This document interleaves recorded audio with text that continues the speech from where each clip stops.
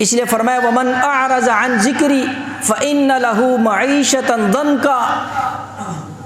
یہ بھی ایک سبب علماء نے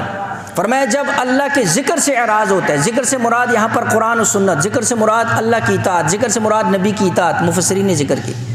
جب اللہ اور اس کے رسول کی اطاعت سے اعراض ہوتا ہے رب تعالیٰ فرماتے ہیں میں اس بندی کی زندگی کو تنگ کر دیتا۔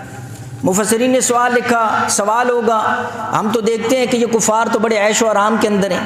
اور اللہ کے نبی نے فرمایا کہ دنیا کے اعتبار سے سب سے زیادہ پریشانیاں تو انبیاء پر آئیں گی، تو یہاں تو دنیا کی تنگی سے کیا مراد ہے؟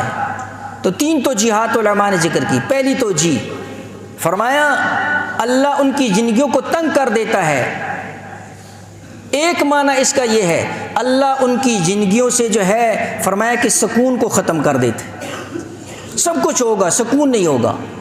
گھر بڑا ہوگا سکون نہیں ہوگا، بیڈ بڑا ہوگا نیند نہیں ہوگی، راحت کا سارا سامان ہوگا لیکن راحت نہیں ہوگی،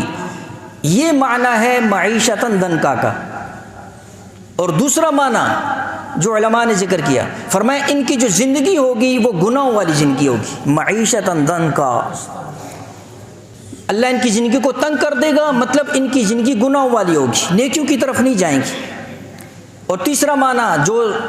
صحابہ کرام حضرت ابو سعید خدری، حضرت عبداللہ ابن مسعود، مختلف حضرت ابو ہریرہ رضی ان کی جو یہ فرماتے ہیں اس سے مراد برزخ کی زندگی ہے، یعنی جو اللہ اور اس کے رسول کے اطاعت سے اعراض کرے گا اللہ اس کی قبر کی زندگی کو تنگ کر دے گا۔ اور اللہ کے نبی علیہ الصلوۃ والسلام نے اس تنگی کا ذکر کیا، فرمایا پسلیاں پسلیوں کے اندر گھس جائیں گی۔